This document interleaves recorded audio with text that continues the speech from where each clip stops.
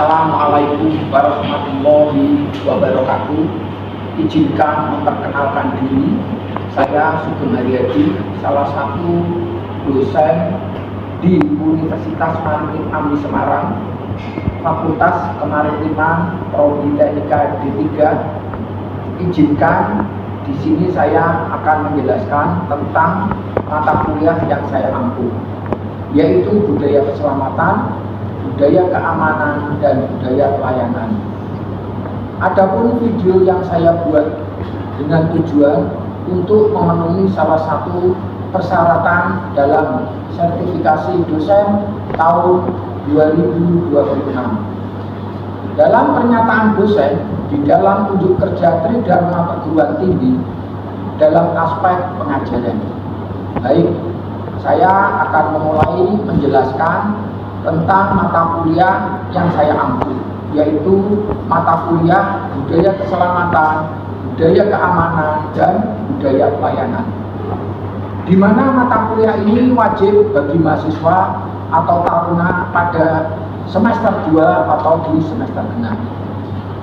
Untuk identitas mata kuliah, nama mata kuliah sendiri yaitu budaya keselamatan, budaya keamanan, dan budaya pelayanan. Program studi teknika D3 pelayaran.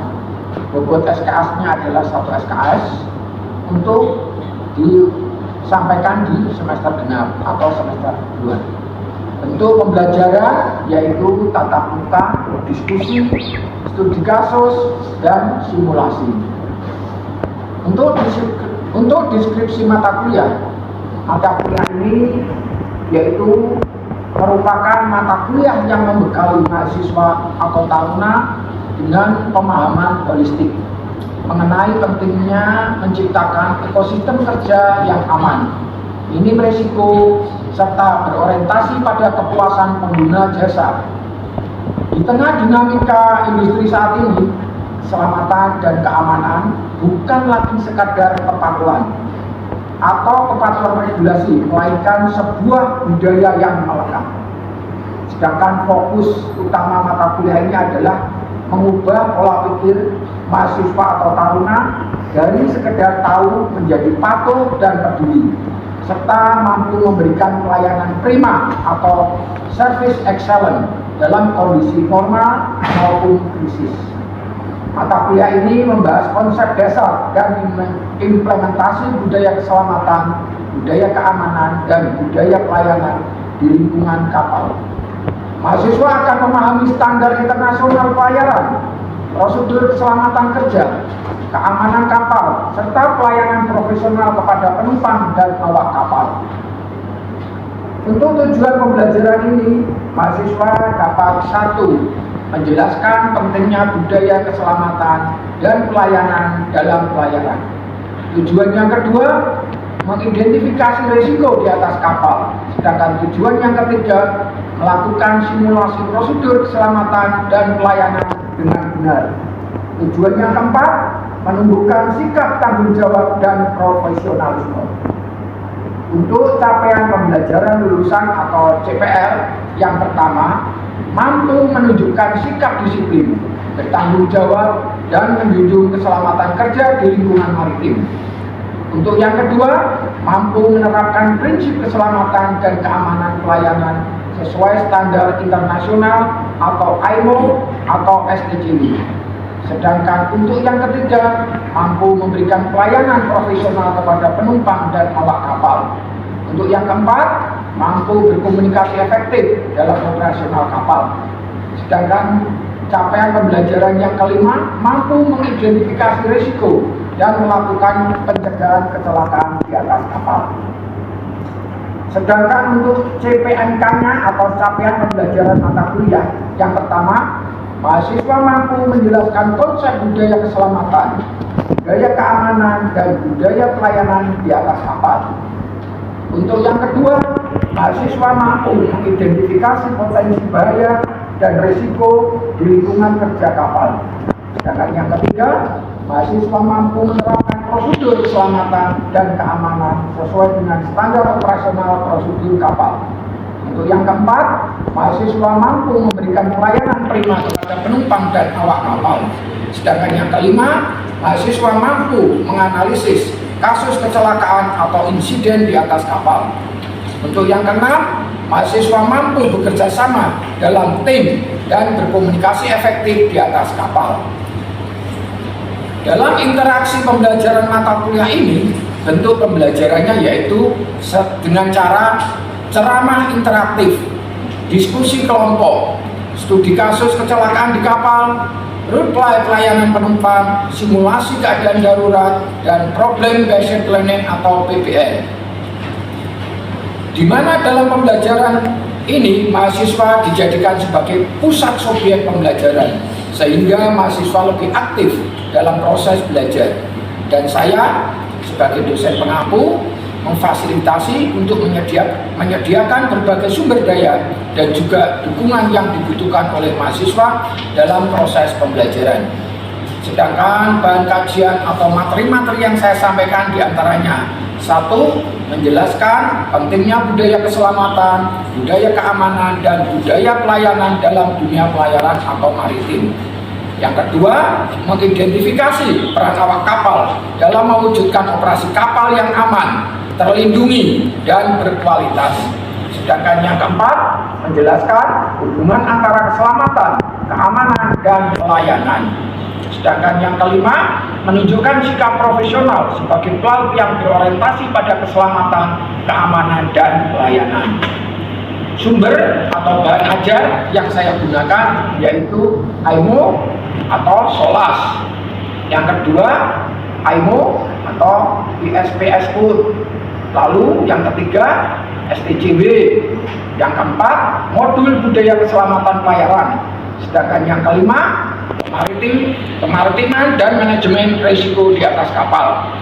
Buku ajar budaya keselamatan, keamanan, dan pelayanan di atas kapal.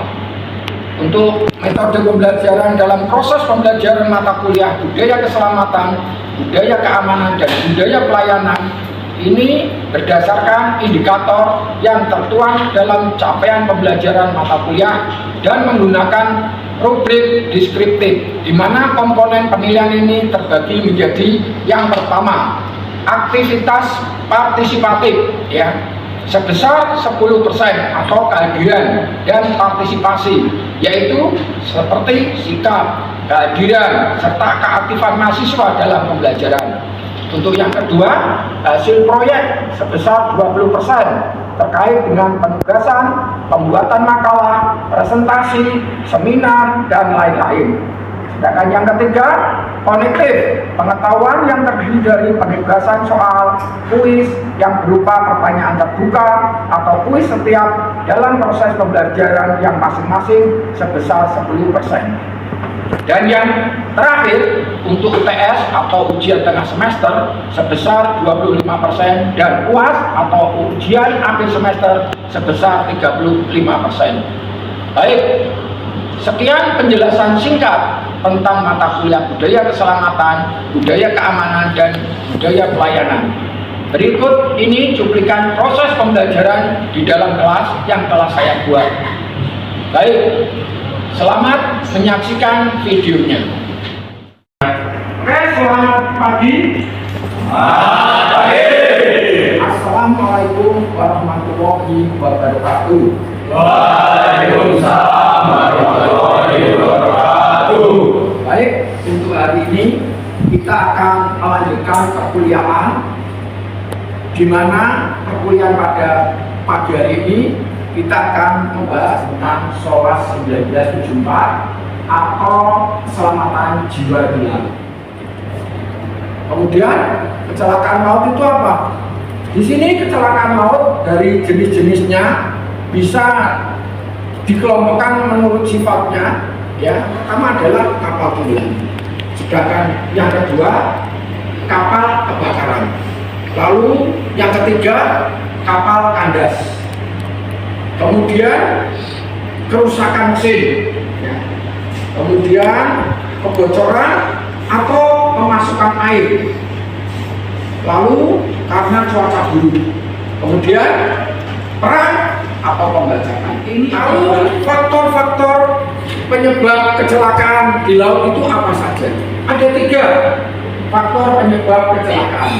Yang pertama adalah faktor alam.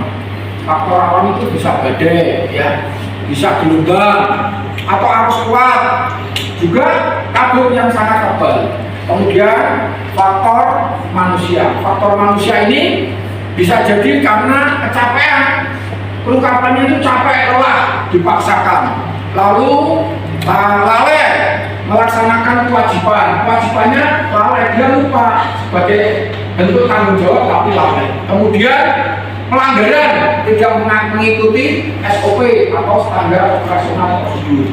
Yang terakhir, kurang terampil, tidak punya keterampilan, tidak kompetensi dengan kesiapan yang diwajibkan.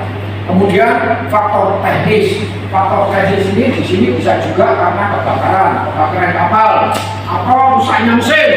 Kemudian kegagalan navigasinya error, tidak bisa dikendalikan.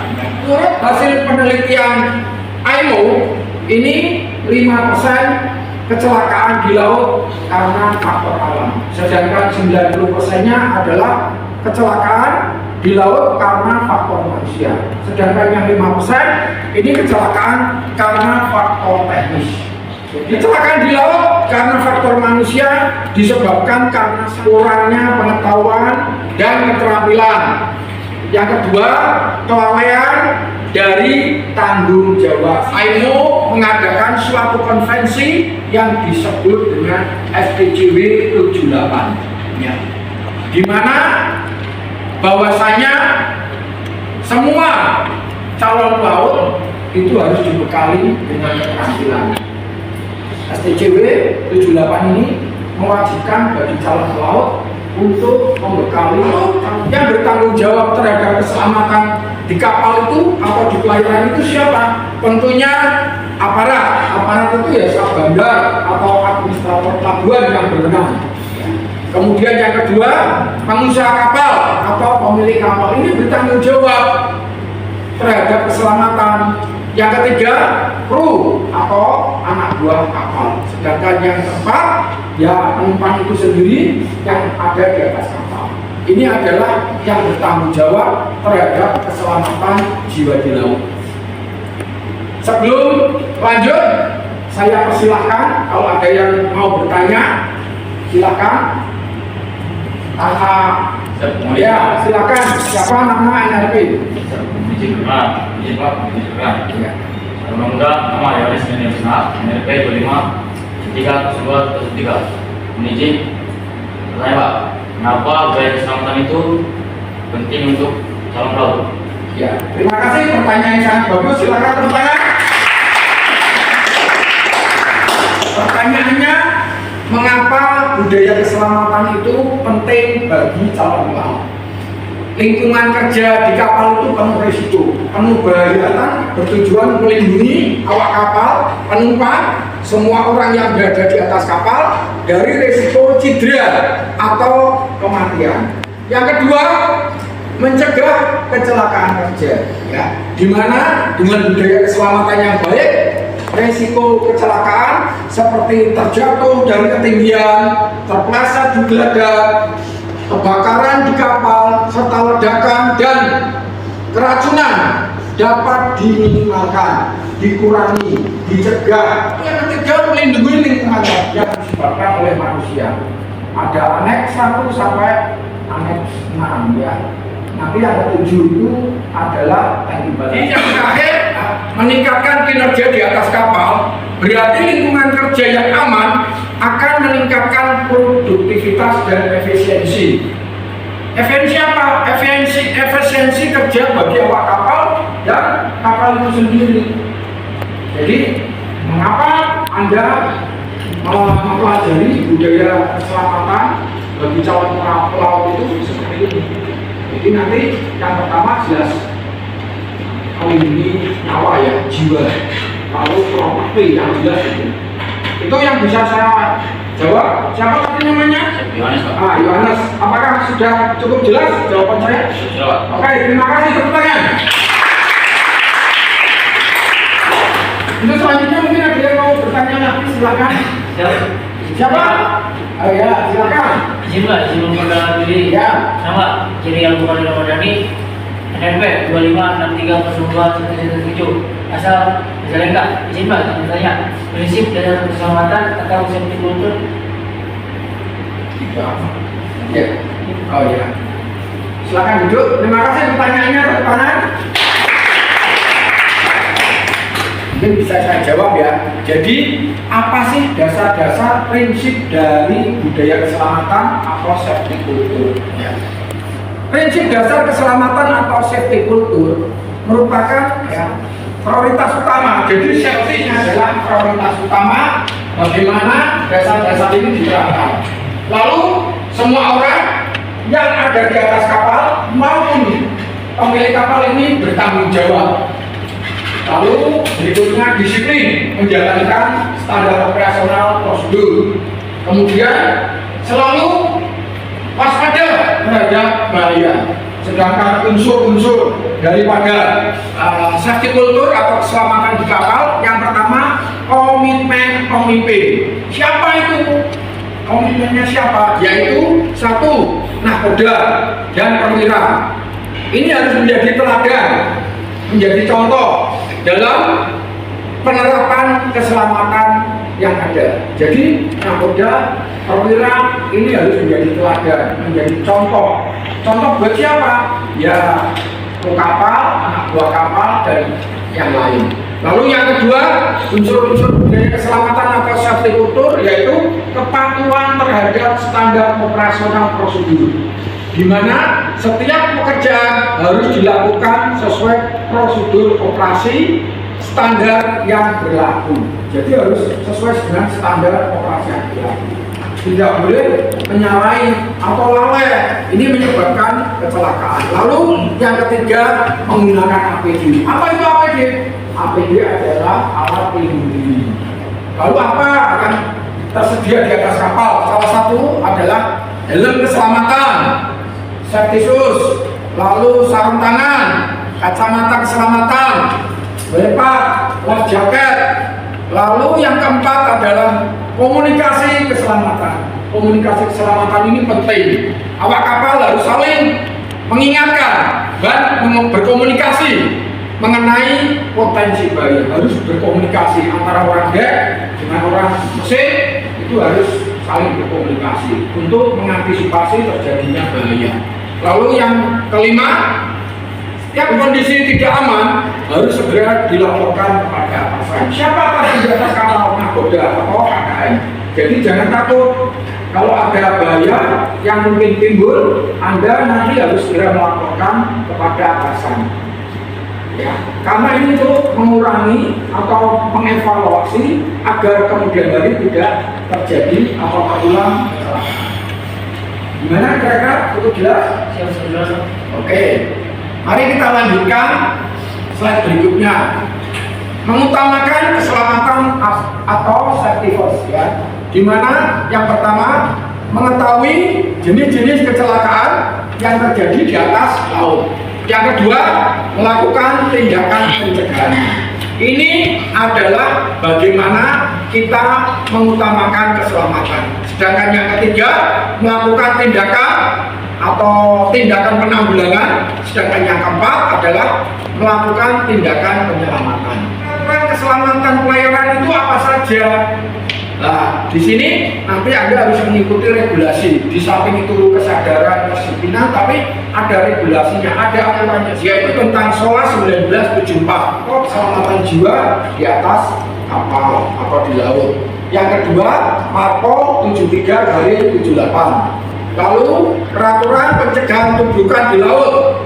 Kemudian STJW 78/95. Lalu ILO. Kemudian peraturan atau tata tertib bandar. Memiliki prinsip dan tanggung jawab.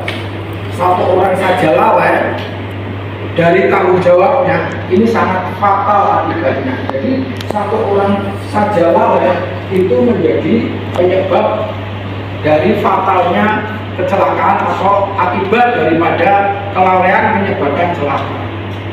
Lalu siapa yang menjadi korban? yang menjadi korban daripada kecelakaan itu adalah kru atau ABK atau anak buah kapal. Yang kedua, ya tentunya kapal itu sendiri. Yang ketiga, muatan atau penumpang ini juga bisa menjadi korban. Lalu terjadinya pencemaran atau polusi di laut. Ini prinsip dan tanggung jawab serta bagaimana kesalahan kecil itu menjadi besar. Hal-hal yang perlu diperhatikan untuk mencegah kecelakaan di laut. Kecelakaan di laut itu mengakibatkan apa kira-kira? Maka sebelum terjadi kecelakaan, badan kapal dan mesin harus kuat dan memenuhi persyaratan. Ini mengantisipasi terjadinya kecelakaan. Hal-hal yang harus diperhatikan lagi yaitu peralatan dan perlengkapan apapun harus yang terbaik dan dipelihara sesuai dengan ketentuan yang telah ditetapkan. Nah, yang ketiga, fasilitas pelabuhan dan alat bantu navigasi harus terpelihara dengan baik. Kemudian berita cuaca harus dipantau dengan baik di setiap saat. Jadi cuacanya harus dipantau. Sekarang waktu cuaca bagaimana? Badai, kabut, atau ombak tinggi. Ya. Kemudian anak buah kapal harus mempunyai kemampuan fisik dan mental yang kuat, terdidik dan terampil dalam melaksanakan tugasnya. Juga mempunyai dedikasi yang tinggi. Anak buah kapal itu harus terampil, harus kondisinya fit, mentalnya, jasmaninya, rohaninya, dan terdidik, terampil pokoknya, tidak boleh lemah. Ya, maka Anda di sini dilatih fisiknya, mentalnya, di samping intelijensinya, EQ-nya, tapi juga fisiknya. Maka sekolah di sini lain dengan sekolah yang lain. Lalu yang keenam, anak buah kapal harus mempunyai disiplin yang tinggi dan mampu bekerja sama antara mereka sehingga dapat menangani setiap keadaan darurat dengan cepat dan tepat. Jadi kalau ada komunikasi yang baik terjalin dengan baik, maka kalau ada hal-hal yang berbahaya itu bisa diselesaikan, dilakukan tindakan yang cepat dan efisien, ya, cepat dan tepat juga. Kemudian untuk memenuhi persyaratan supaya adanya SOLAS 74 di bab 3 atau chapter 3 ini alat penolong yang harus ada di atas kapal, baik itu kapal penumpang maupun kapal barang. Untuk kapal barang, lifeboat itu tersedia sebanyak 100% dari jumlah layar. Untuk kapal barang, lifeboat ya. Untuk kapal penumpang sendiri, yaitu sejumlah 50% dari jumlah layar yang ada di samping sisi. Lalu life raft sejumlah yang cukup untuk 50% dan jumlah layar. Sedangkan untuk kapal penumpang itu sebesar 25% dari jumlah layar pada tiap sisi. Yang ketiga adalah lifebuoy. Lifebuoy ini untuk kapal barang minimal tersedia 8 buah. Sedangkan untuk lifebuoy di kapal penumpang itu disesuaikan dengan panjang kapal. Kalau panjang kapalnya itu 200 atau 61 meter, minimal tersedia 8 buah. Kalau panjang kapal itu 200 atau di bawah 400, minimal tersedia lifebuoy sebanyak 12 buah. Sedangkan panjang 400 atau kurang dari 600, minimal tersedia 18 buah. Sedangkan untuk panjang kapal 600 atau kurang dari 800, minimal tersedia 24 buah. Untuk panjang kapal 800 atau lebih, minimal tersedia 32 buah. Ini adalah sesuai dengan SOLAS 74 chapter 3 ya. Jadi ini aturannya. Nah, untuk life jacket sendiri, ini 1 buah untuk tiap pelayar, ditambah dengan untuk anak-anak atau sesuai jumlah yang dianggap cukup oleh aplikator. Ya. Anggaran life jacket untuk kapal penumpang ini satu buat untuk tiap layar, ditambahkan dengan untuk anak-anak dan ditambah lagi 5% cadangan. Jadi kalau kapal penumpang ditambah lagi 5% untuk cadangan. Lalu buoyan 600 untuk kapal barang itu tidak aja tidak apa-apa, tapi kalau untuk kapal penumpang ini sejumlah yang dapat menampung 3% dari jumlah layar. Jadi 3%-nya mampu menampung. Ini untuk kapal penumpang. Sedangkan untuk line prowe APP untuk kapal barang 22, untuk kapal penumpang juga 22. Kesimpulannya dari materi yang saya sampaikan, budaya keselamatan bertujuan untuk membentuk pola pikir bahwa bekerja aman adalah bagian dari pekerjaan sehari-hari, bukan pilihan atau tambahan. Jadi ini merupakan kewajiban yang harus disadari dari masing-masing individu.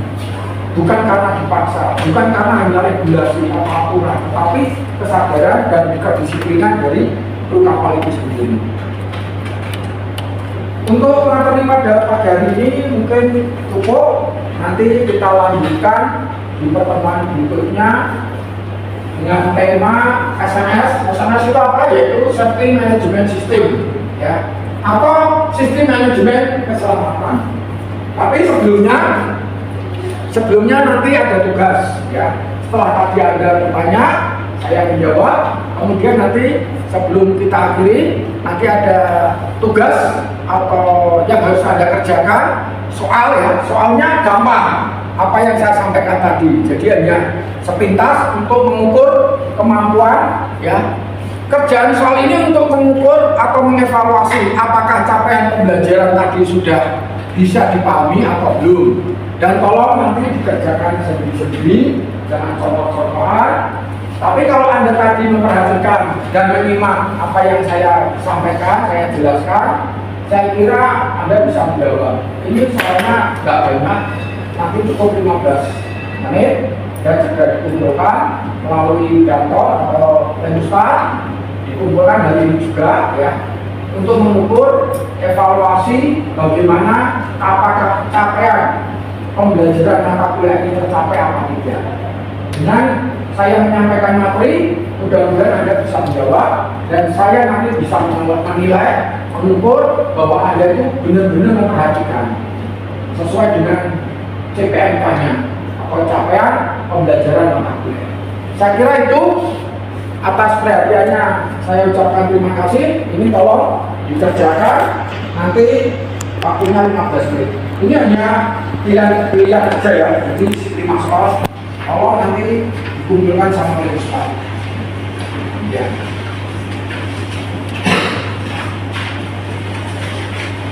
Saya kira soalnya gampang, karena tadi kalau Anda menyimak pasti bisa, ya. Oh,